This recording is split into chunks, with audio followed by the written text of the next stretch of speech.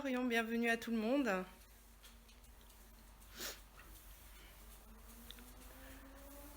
Bon, vous me connaissez tous un peu déjà en fait. De vue? De vue en vrai ou de vue vite fait sur Facebook. Bonsoir Lauriane.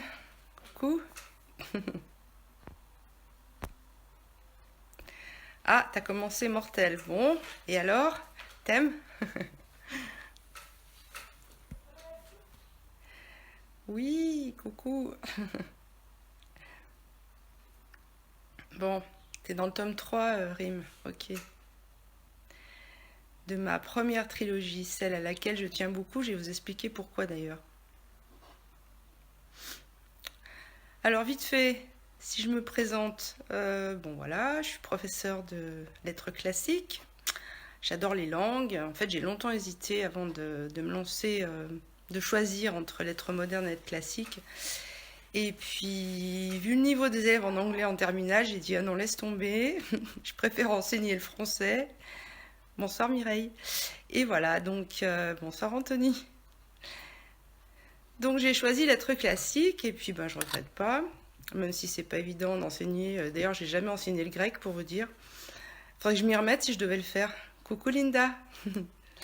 Et bon voilà, donc je suis prof depuis moult, au moins 20 ans. J'ai 3 enfants, 3 garçons, des beaux garçons. Donc je suis plutôt heureuse de les avoir. J'ai le dernier à la maison là, que vous allez peut-être entendre s'esclaffer d'ailleurs derrière son PC ou sa PS4 ou je ne sais quoi. Voilà, donc lui il est en première, il va passer son bac, enfin il va passer son bac l'année prochaine. Là c'est un peu le bazar.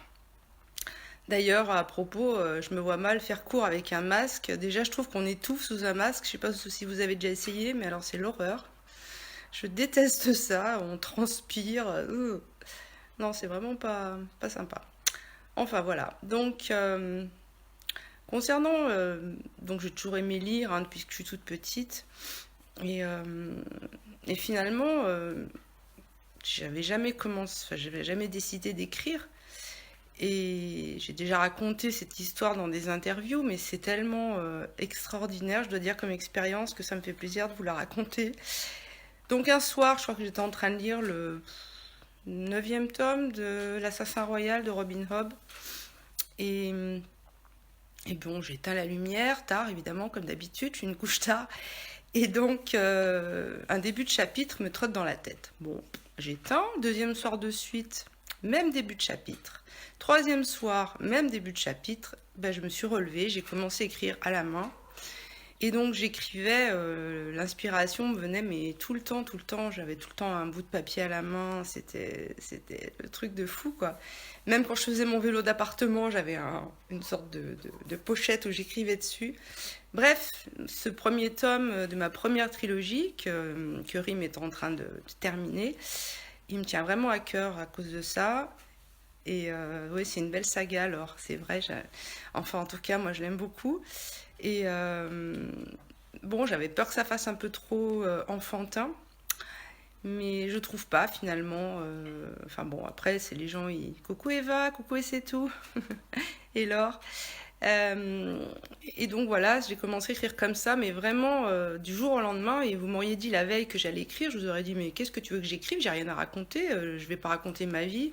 J'ai pas encore l'âge d'écrire une autobiographie, donc voilà le début de mon aventure qui a commencé. Donc c'était vraiment un truc de fou. Et puis avant d'avoir fini cette première trilogie, merci Rim, ouais, c'est pas enfantin, bon d'accord. Avant d'avoir fini cette trilogie, je me suis dit que j'avais envie d'écrire un roman historique parce que finalement, une fois que j'ai commencé à écrire, ben, j'ai plus jamais lâché l'écriture. Et d'ailleurs, cette première saga, le premier tome, quand j'ai dû retaper le début, il y avait au moins 60 ou 80 pages de manuscrites de ma petite écriture.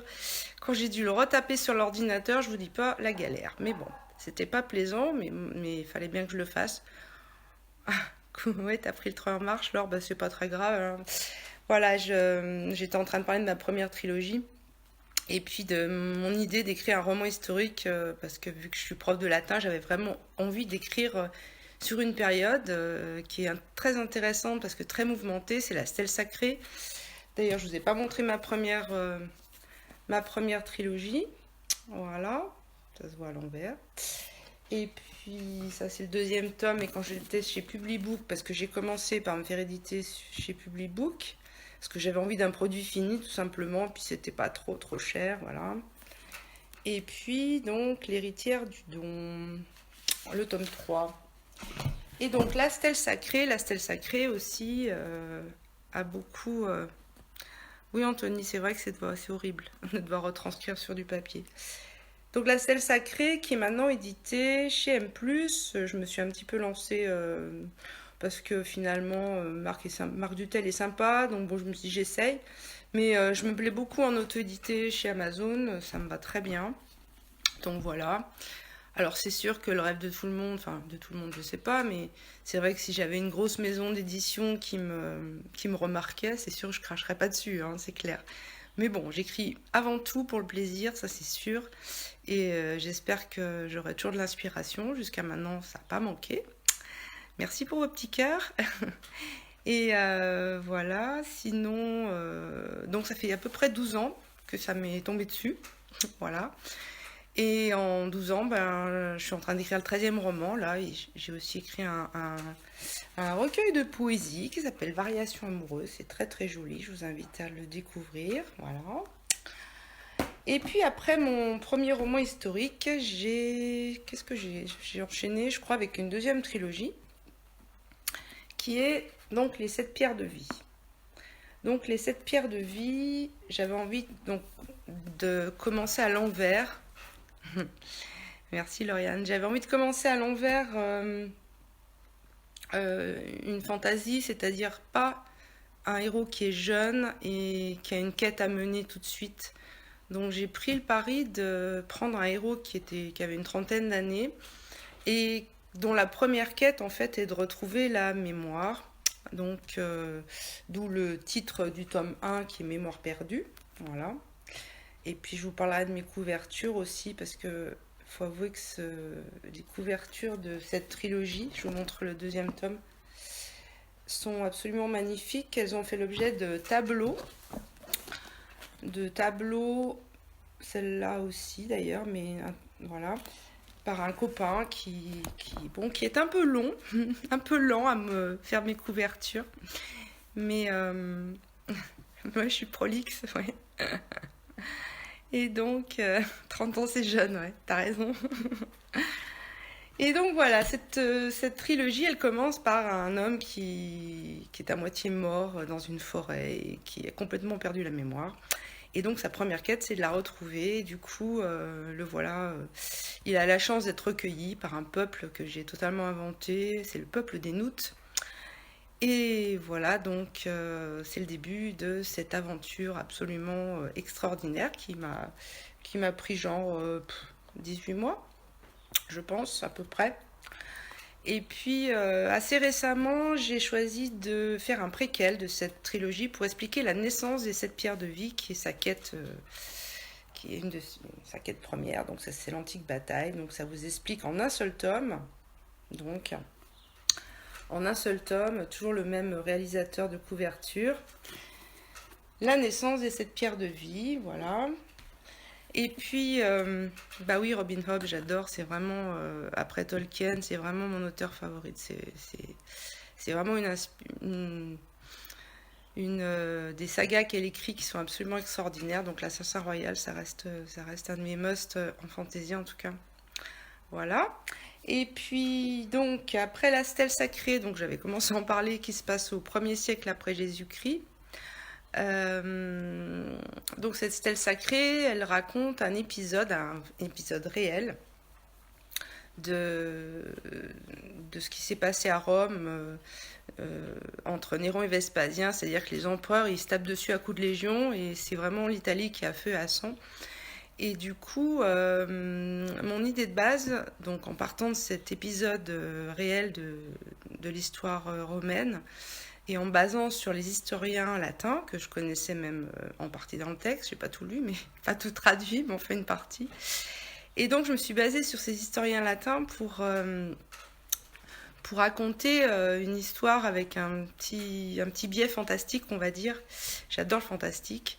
Donc notre héros, qui s'appelle Antoine, est un étudiant en lettres classiques et il va à Rome pour la première fois de sa vie, il a une vingtaine d'années.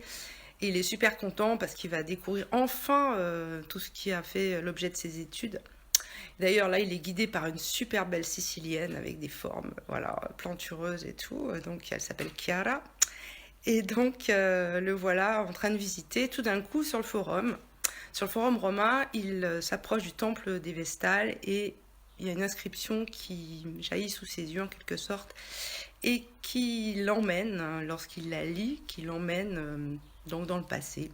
Et il se retrouve sur ce même forum au 1er siècle, donc après Jésus-Christ. Il est accueilli par un Celte. En fait, on dit les Gaulois, mais ce sont des Celtes. Et donc, en lisant ce livre, non seulement il y a une belle aventure, mais vous découvrez aussi beaucoup d'informations sur la civilisation gallo-romaine de l'époque. Et c'est vraiment passionnant. J'ai passé pas mal de temps à lire des essais, à me remettre dans cette époque que je connaissais pas forcément à fond au niveau de la civilisation. Parce que j'avais en tête finalement une villa gallo-romaine, c'est pas du tout la hutte qu'on voit dans Astérix de César, hein. C'est plus du tout ça. Et d'ailleurs, oui, il est vraiment intéressant si vous voulez apprendre des choses en tout cas. Et puis c'est romancé, donc ça se lit quand même bien.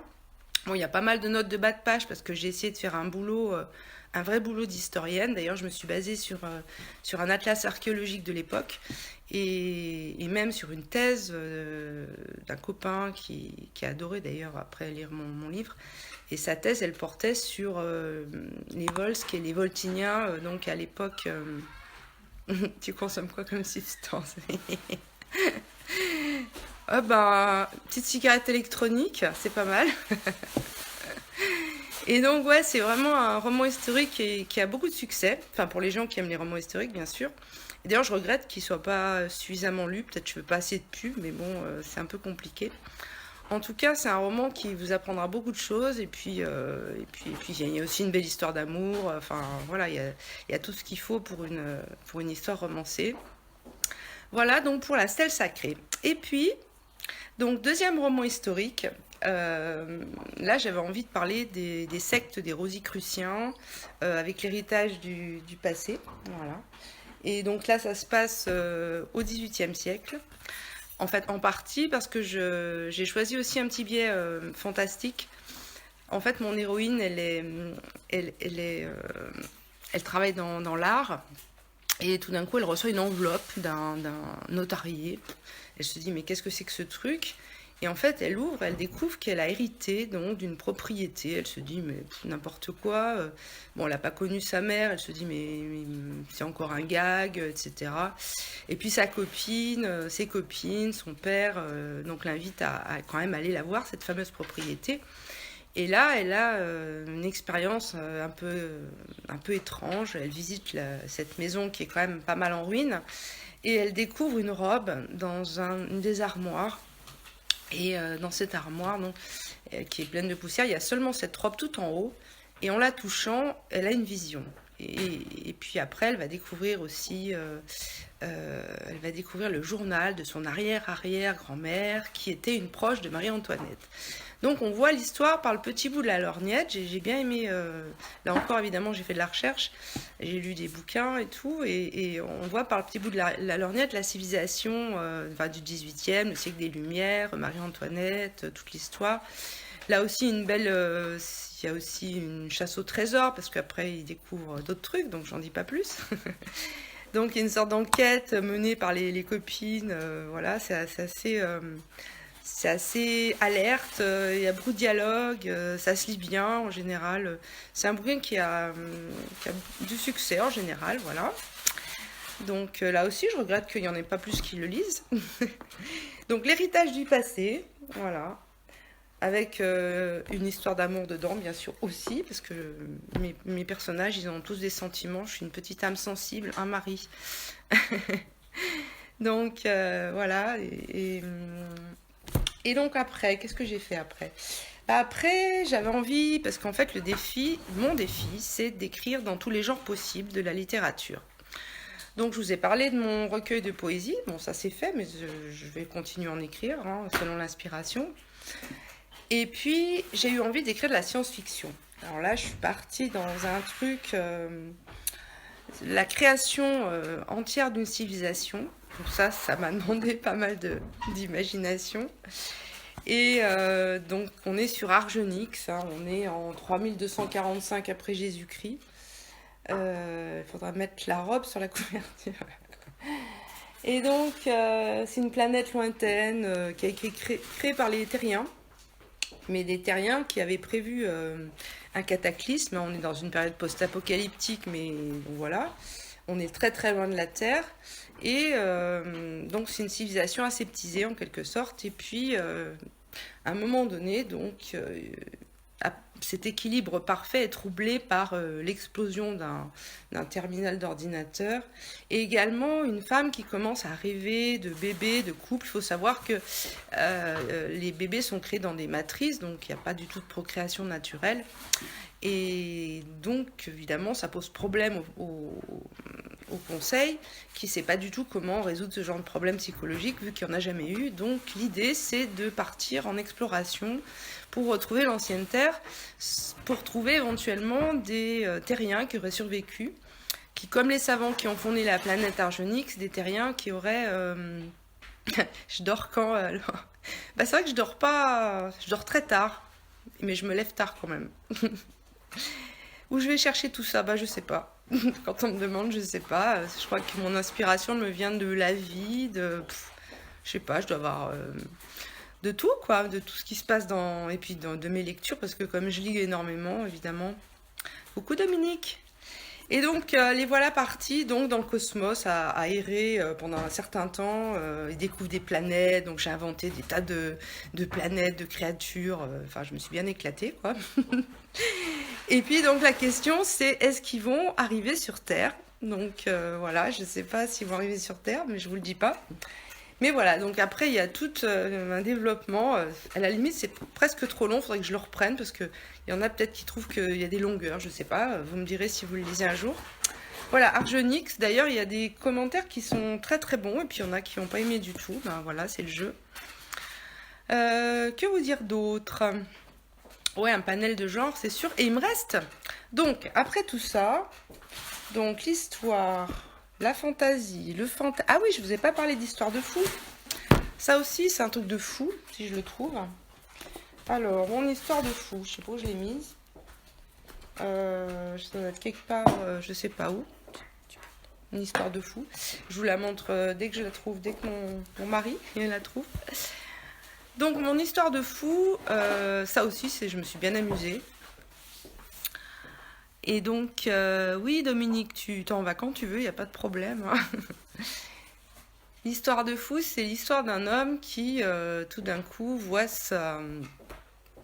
croit qu'il a une queue qui lui pousse dans le dos. Et donc, ça crée des situations à la fois terribles, terrifiantes, angoissantes, et à la fois, ma sœur, elle s'est bidonnée d'un bout à l'autre de ce bouquin. Donc en fait, les ressentis salut Williams, sont totalement différents. Donc c'est ça l'histoire de fou. Donc là, la couverture n'a pas été créée par le même concepteur, mais par un ami qui est artiste aussi, qui s'appelle Jean-Jacques Opringils et qui crée des estampes numériques. Donc il m'a fait gentiment cette couverture qui est effectivement un peu angoissante. Voilà, donc histoire de fou, je vous invite vraiment à lire parce que je pense que c'est un de mes meilleurs bouquins. Enfin, je sais pas. Je sais pas.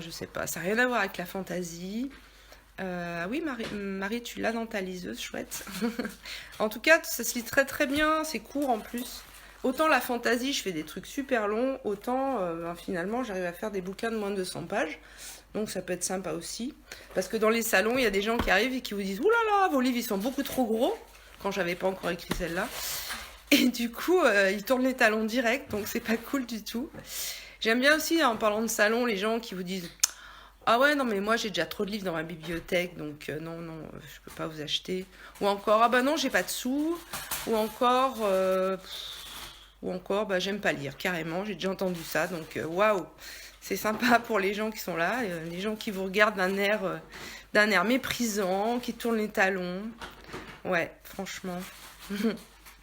Merci, Salon du Livre des auteurs indépendants de Marseille, de dire que t'as aimé mon histoire de fou. Alors, la stèle sacrée, justement, figure-toi, Dominique, que là, j'avais commencé à écrire une sorte de suite, donc promis, j'ai écrit 30 pages. Donc j'écris 30 pages d'une sorte de suite, tu vois. J'aime bien mon début, mais bon, faut le temps que ça se crée là, parce que j'ai pas mal de recherches à faire, vu que je change d'endroit. Donc il faut que je fasse des recherches archéologiques et tout. Ça se passera plutôt vers Nîmes. Nîmes, où j'ai une maison de vacances d'ailleurs. Hein. C'est chouette. Malheureusement, je peux pas y aller en ce moment. Un conseil à donner à un auteur débutant. Lire et essayer de pas laisser de fautes. Parce que ça fait très mauvais effet. Et puis laisser l'imagination venir et pas se censurer. Je pense que... alors, c'est vrai que moi, en fantasy, je me censure pas du tout. Mais c'est vrai que mon fils qui m'a un petit peu... qui a lu la deuxième trilogie, enfin même la première, il m'a dit, ouais, non mais ça, tu devrais couper et tout. Mais c'est super dur de faire des coupes si on a personne qui vous dit d'en faire. Donc, mais vraiment pas censurer son imagination, pas faire de plan forcément parce que ça peut bloquer. D'ailleurs... à propos de blocage, j'essaie de faire un plan, mais j'ai le début en fait. J'ai pas toujours la fin. Ah oui, Mireille, tu es une ex-nîmoise. J'adore la région du Sud. En fait, moi, j'adore le soleil. Donc là, je suis ravie en ce moment, on est gâtés. Et donc, pour en revenir à... je sais plus ce que je disais d'ailleurs. À Histoire de fou.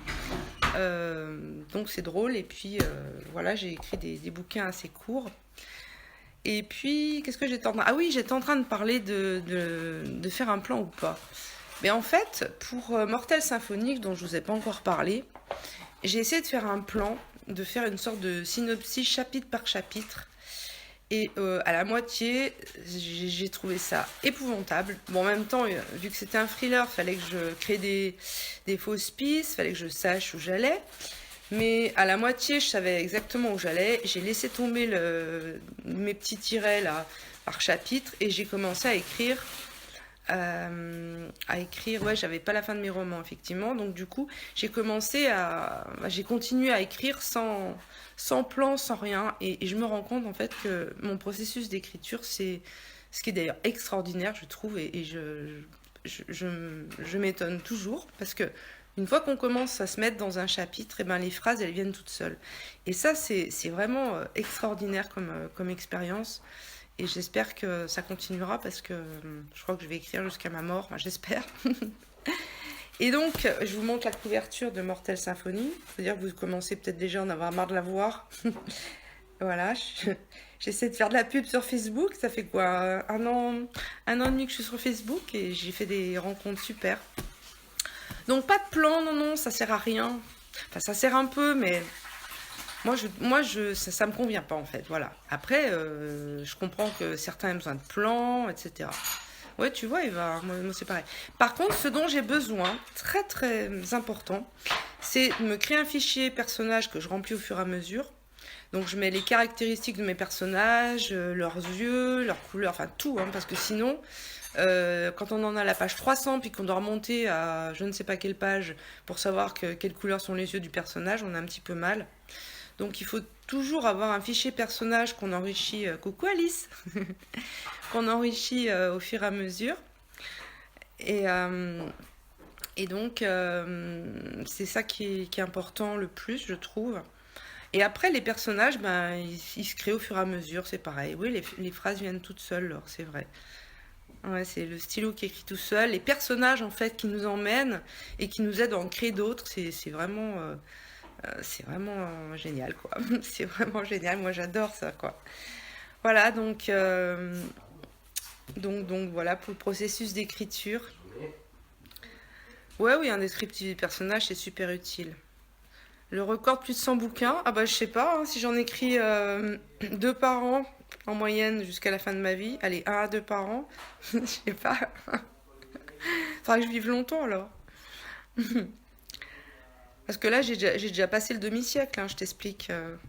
Bertrand. C'est Bertrand qui me dit ça, je suis sûre. Bertrand, tu es démasqué. Donc voilà, d'ailleurs en reparlant du salon des auteurs de Marseille, je tenais à dire que vraiment c'était génial. Bah, j'ai rencontré Eva, j'ai rencontré des tas de gens, enfin c'était chouette. Bon, on n'a pas eu le temps de parler assez, c'est dommage. Sur le problème des salons, si on veut vendre un petit peu, il faut un petit peu aussi se donner la peine d'accrocher les gens, etc. Donc c'est pas forcément évident. Donc voilà. Mais ouais, ce salon de Marseille, j'en garde un souvenir fabuleux. En plus, il est super beau. Donc, euh, donc voilà. Bon, je sais pas si vous avez d'autres questions. Je crois que j'ai à peu près tout dit. Il me semble que j'ai présenté tous mes romans. Tu vas y arriver, je t'envoie de la chloroquine. Ouais, c'est Bertrand. Moi, j'avais deviné, Bertrand, que c'était toi. Ouais, la chloroquine. Ouais, on n'a pas eu assez de temps ensemble, c'était trop court, je suis bien d'accord. En plus, j'ai pas pu venir la veille. Parce que j'aurais bien fait la fiesta avec vous, hein, franchement. Ouais, à propos de goût, justement, et de fiesta et d'apéro, c'est vrai que j'aime bien la vie, j'aime bien boire un coup avec les. Ah ouais, un salon à refaire, Florian, tout à fait. J'aime bien la vie, j'aime bien chanter, j'aime bien danser. D'ailleurs, tout à l'heure, j'ai eu mon cours de chant par le logiciel Zoom. Donc, c'était assez drôle. Voilà. Donc, je fais du chant lyrique, c'est extra, ça fait du bien. Donc, ça détend. Et puis, en plus, j'ai une nana ma maîtresse de chant est extraordinaire. Quand est-ce que je viens dans le Nord? Oh là là, Rime, j'aime pas le Nord. Quand je serai à la retraite. C'est-à-dire dans, allez, 7 ans. J'espère partir dans 7 ans. Bon, j'aurai pas 65 ans, mais tant pis. Je m'en fous. Je veux partir plus tôt. Et oui, j'aimerais bien vous revoir dans un salon, les filles, c'est clair.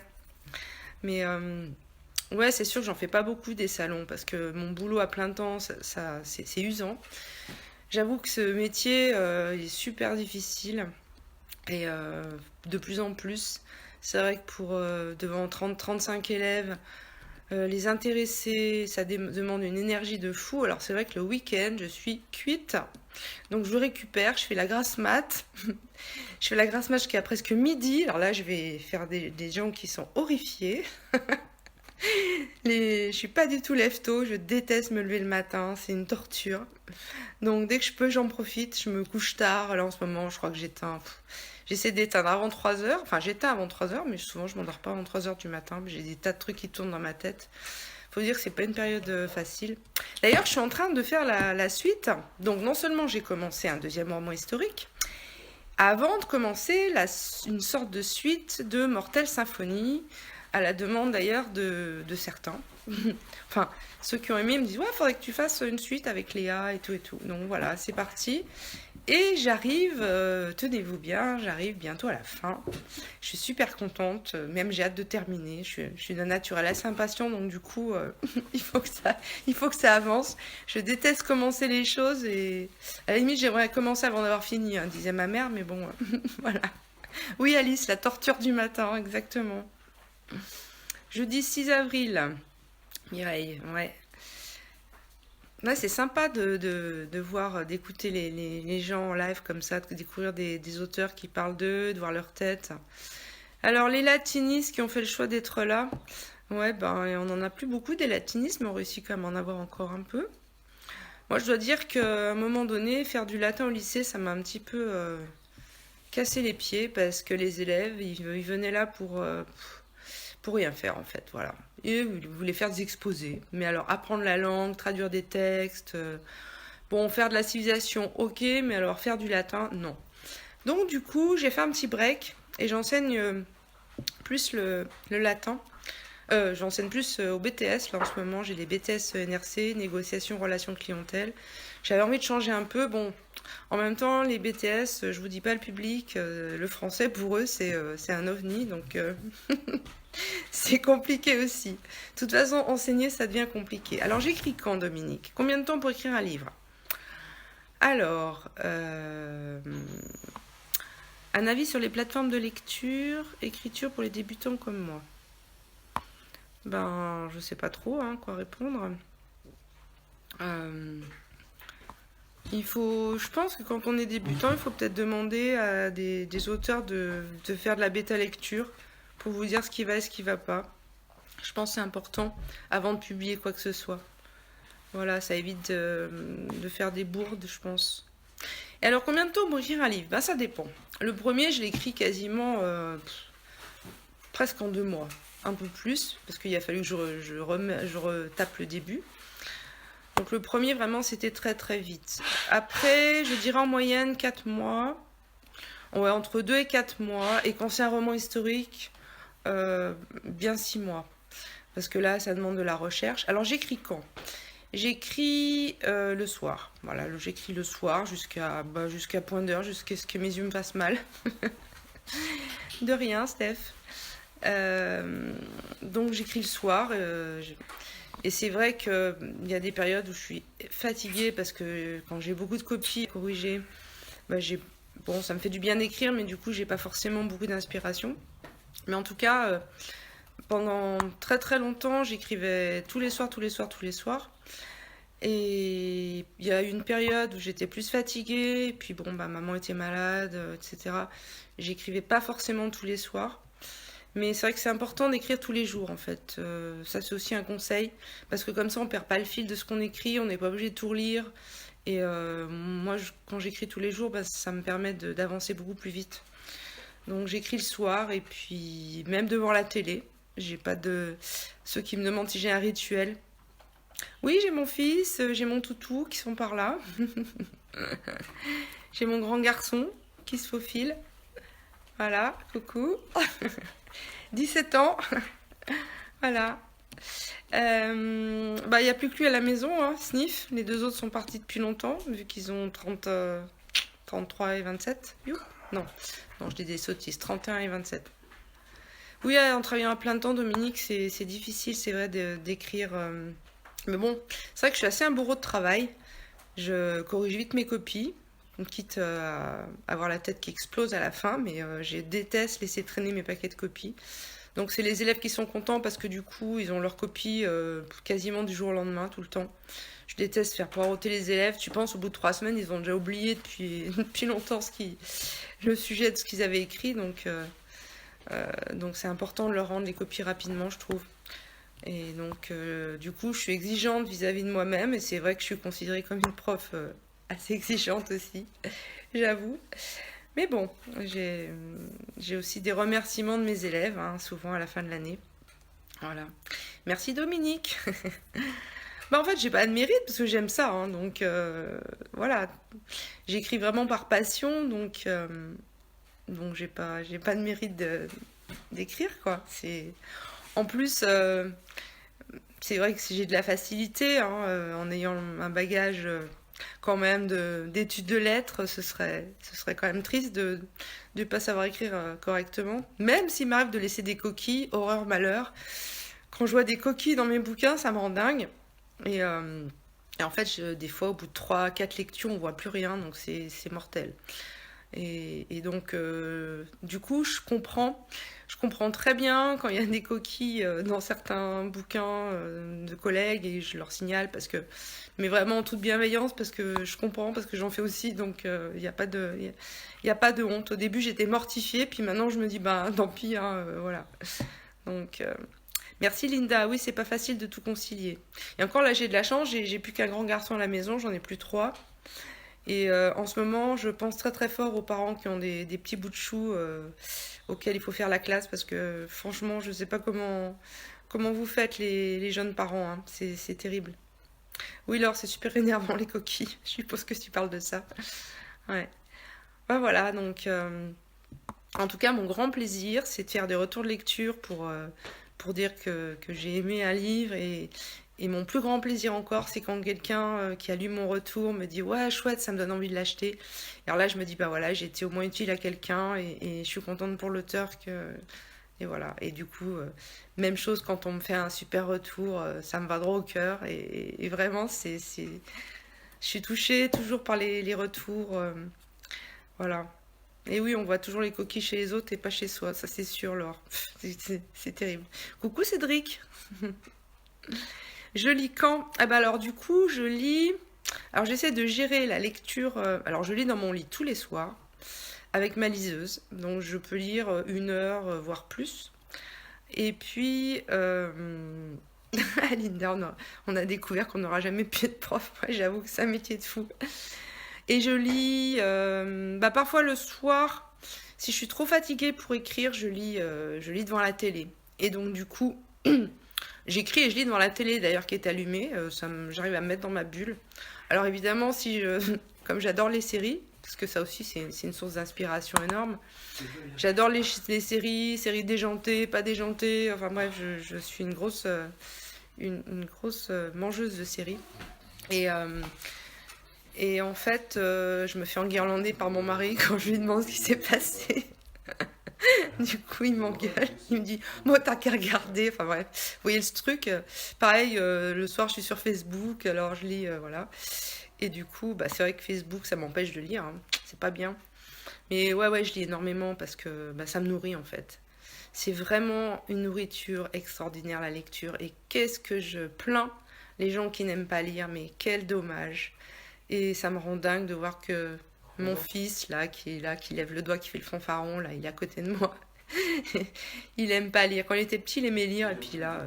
Mais en fait, avec tous les réseaux sociaux, avec les Facebook, avec pas tellement les réseaux sociaux, mais finalement les jeux, tous les sites, les jeux de divertissement qu'il y a sur les téléphones, quoi. Finalement, les jeunes, ils passent leur temps sur leur téléphone. Et autant j'ai été sévère avec mes deux premiers garçons, autant le dernier, il fait tout ce qu'il veut à la maison. Tout. Il a... Oui, la lecture, c'est la vie. Ouais, allez, on peut dire que je suis un peu hyperactive sur les bords, ouais, je pense que c'est ça. En fait, je déteste ne rien faire, je sais pas faire. Enfin, pour moi, ne rien faire, c'est lire. Donc quand je lis, c'est que je fais rien, voilà. Lire ou Facebooker, faut choisir, ouais, Florian, absolument. Ouais, bah voilà, tu vois, Marie, moi, c'est pareil.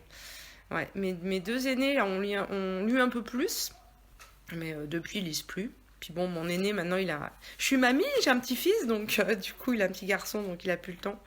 Une recette magique pour donner le goût de la lecture.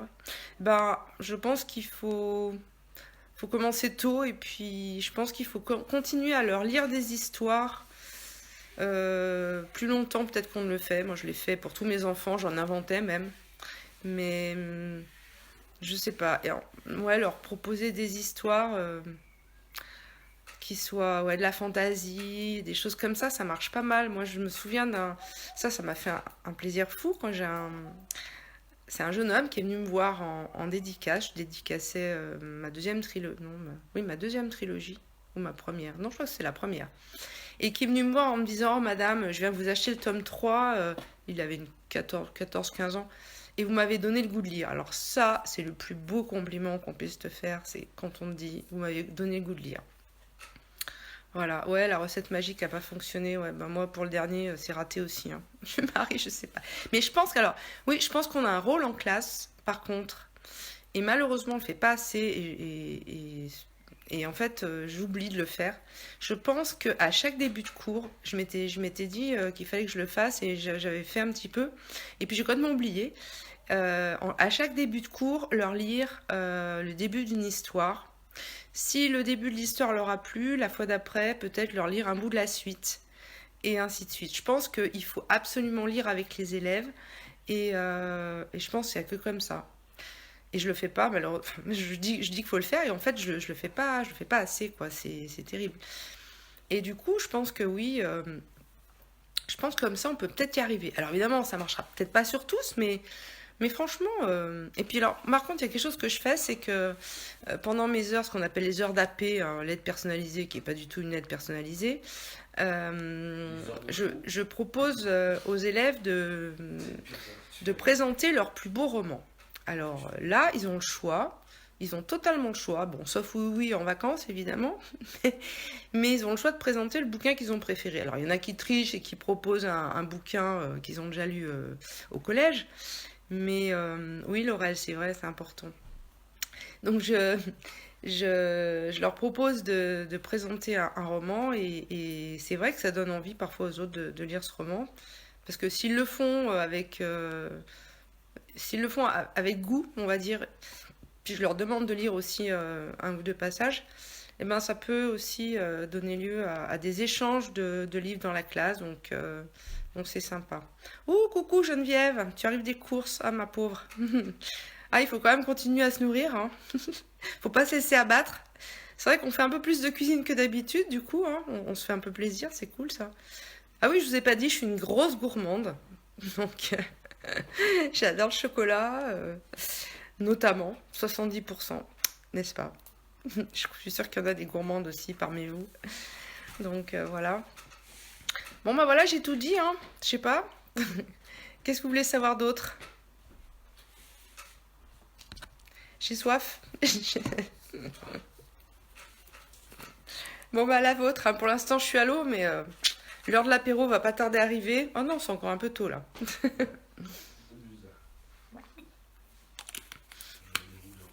Ah ouais, donc là je me retrouve avec mon mari et mon troisième garçon confinés. Mais bon, c'est vrai que j'ai de la chance d'avoir une maison et un jardin, donc... Alors la stèle sacrée, c'est à partir de quel âge? Ah, c'est quand même pas forcément facile d'accès. Je dirais que... Alors, sauf si l'ado est passionné de civilisation antique, pourquoi pas? Moi j'ai des élèves qui l'ont lu. Je dirais 15-16 ans. 15-16 ans, mais voilà. Pas avant, hein, parce que c'est quand même pas si évident. Ouais, vive le chocolat. Ah oui, ma gourmandise, on me l'a déjà dit, ils mangent beaucoup mes personnages, j'avoue, Rime. On me l'a déjà fait remarquer. Ouais, c'est vrai qu'il est... La stèle sacrée, c'est vraiment... C'est mon premier roman historique, alors il y a sûrement des maladresses, hein. Qui dit apéro, Florian, bah moi. Ouais, la stèle sacrée, c'est...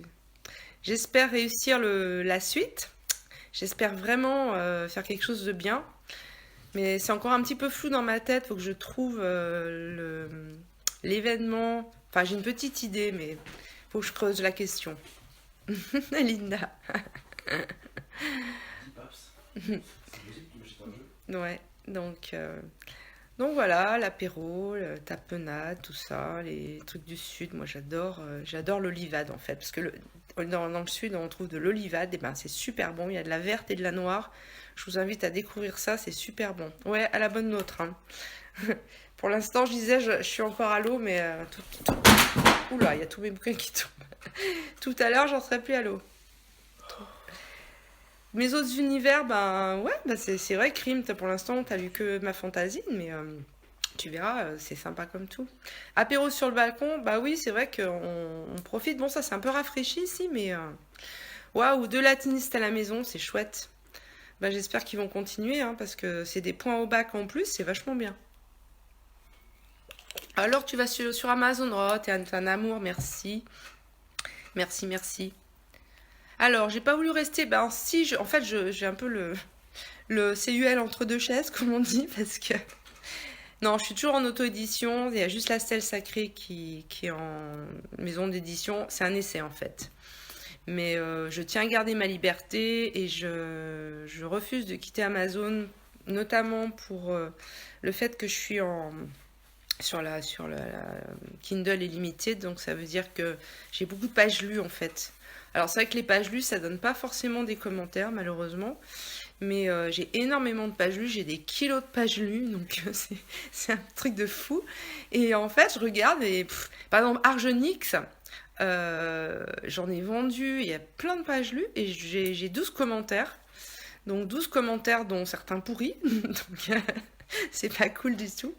Mais bon, tant pis, hein. Mais en tout cas, c'est vrai que c'est dommage parce que quand je vois le nombre de bouquins qui ont été achetés et le nombre de commentaires que j'ai, c'est vraiment ridicule. Mais bon, c'est vrai que dehors il fait bien chaud encore, mais il y a de l'air frais qui commence à rentrer. Je vais fermer la porte-fenêtre, 2 secondes. Voilà, ça y est. J'avais de l'air dans le dos, là, voilà. Bon, en tout cas, si je vous ai donné envie de lire, ben, je suis ravie. Je suis ravie. Voilà. Oui, c'est pénible le manque de retour, Laurel. Je suis complètement d'accord avec toi. Alors, t'imagines, moi, comme j'ai 12 bouquins, c'est au compte-gouttes. Alors, oui, alors mes élèves, ils savent que j'écris parce que quand même, je leur en touche un mot au début de l'année. Et puis quand je leur parle de cette fameuse séance d'AP où on va échanger des romans. Et du coup, quand j'ai le temps, quand ils sont tous passés, je leur présente mes bouquins. C'est vrai qu'ils aiment bien que je leur parle de mes bouquins parce que, en plus, pour eux, c'est une façon de me faire dévier de mon coup alors que je sais très bien ce que je fais. Donc ils croient m'avoir, mais en fait pas du tout. Donc je leur parle de mes bouquins. Si vraiment ils s'en demandent puis qu'on a du temps, bah, je leur lis un petit peu. Mais c'est vrai qu'on m'a déjà demandé si je faisais étudier mes bouquins en classe. Alors ça, j'ose pas. Je trouve pas ça très déontologique.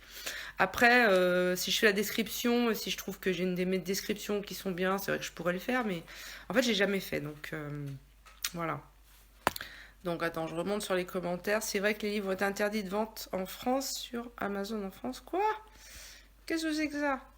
Alors voilà, alors et puis aussi oui, j'ai certains élèves qui du coup sont séduits et qui m'achètent, je leur fais un prix hein, évidemment, qui m'achètent mes bouquins et c'est vrai que ceux qui m'ont acheté, ben j'ai de bons retours.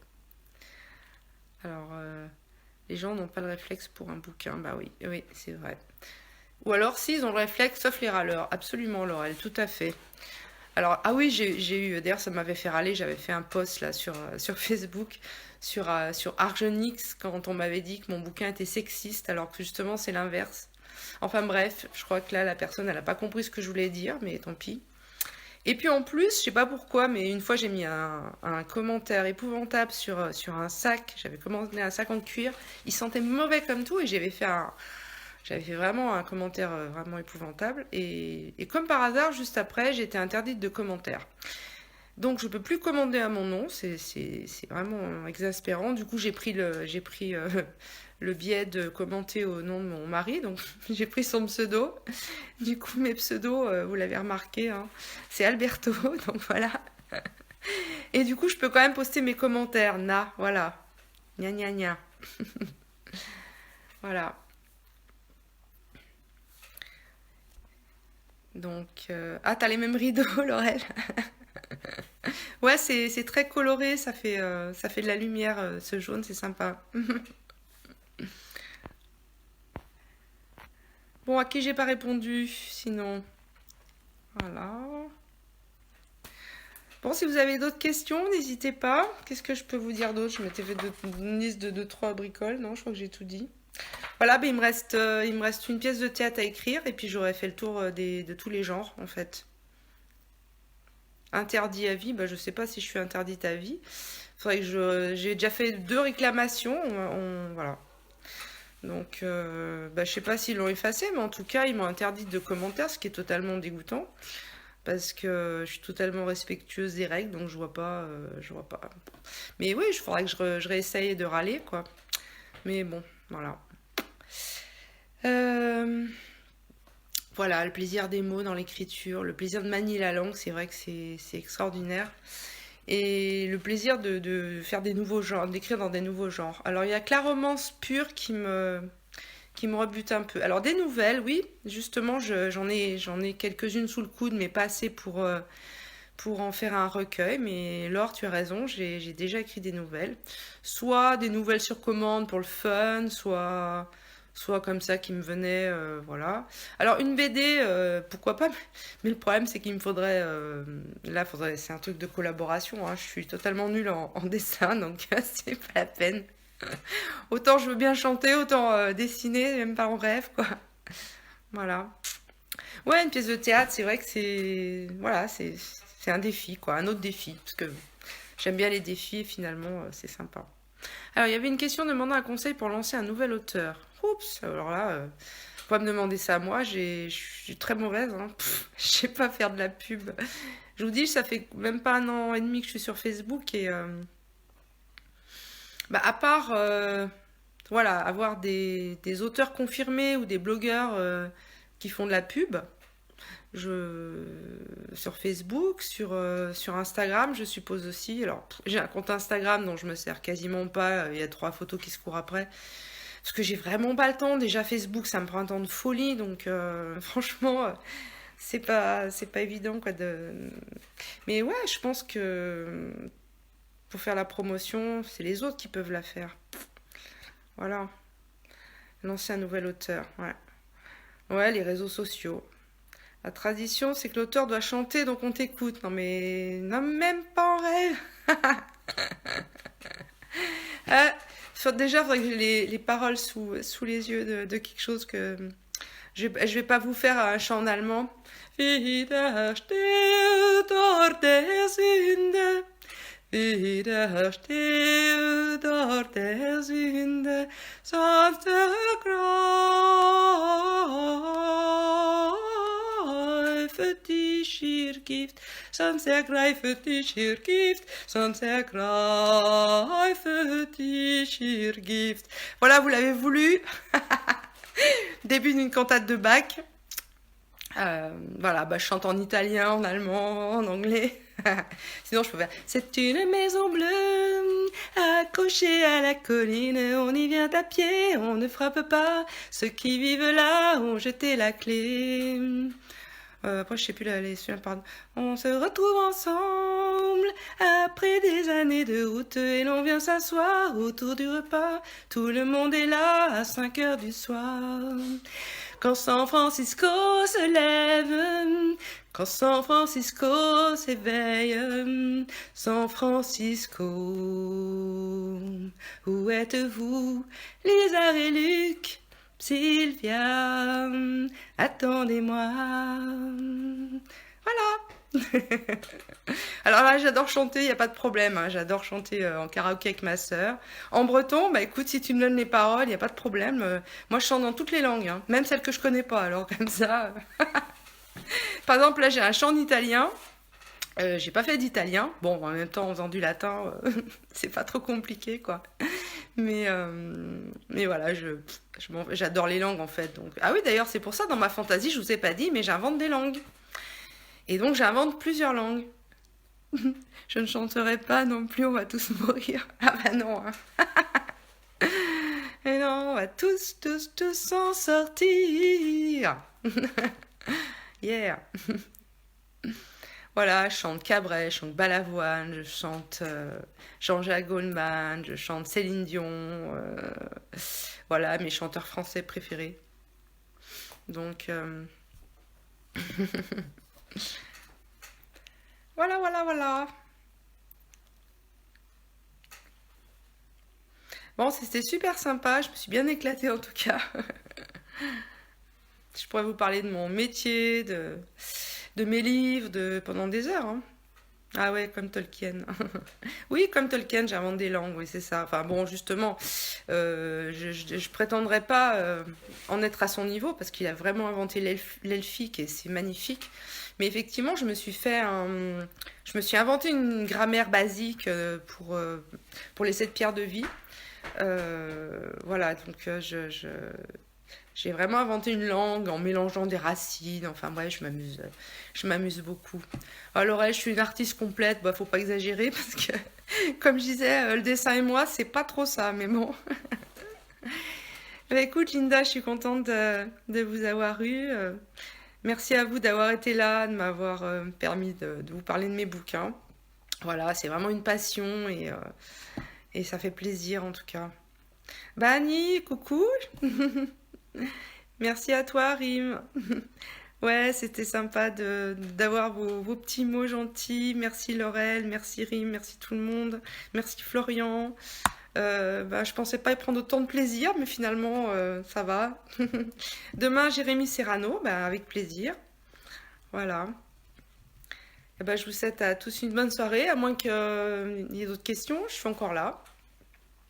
Je suis là, tant que Florian me coupe pas le sifflet. Oui, c'est vrai qu'on se sent plus proche. Bah, y a pas de quoi, Marie, hein. Bon, on va bientôt se faire des retours sur nos bouquins, c'est cool. Dominique, oui, c'est vrai que c'est une période dure. C'est vrai que ça fait du bien de rire, de chanter, de parler de choses qui fâchent pas, quoi. Ouais. Et de la reprise des cours, Berck. Franchement, c'est top, je peux écrire comme je veux, là, c'est vraiment bien. Bon, je fais quand même le suivi de mes élèves, hein, je vous rassure. Bisous, bisous à tout le monde, et bon apéro, bonne soirée. Je vous embrasse, plein. Les copains, les copines. Et à très bientôt, j'espère qu'on se verra sur un salon, plus tard. C'est bon, il y a les arrêts de jeu. Ok, Florian, bah écoute, je vais terminer alors. Moi, j'ai encore un apéro FaceTime. Alors, je te fais un bisou. Ouais, c'est vrai qu'il y a plein de choses en ce moment sur Facebook. Allez, bonne soirée à tout le monde. Bon, j'appuie sur terminer. Sur Bisous. WhatsApp, ils ont monté le Bisous, WhatsApp pour bisous. Bisous à tous. et en gros, c'est comme ça. Ciao. Belle Ils sont soirée, envoyés Linda aussi. en FaceTime. Dominique, Rim, Laurel. Tous C'est ceux qui totalement m'ont faux. regardé. Florian, je vous embrasse vraiment. Je suis contente de vous avoir vu. Enfin, vu, en tout cas, eu en parole. Bisous à tous.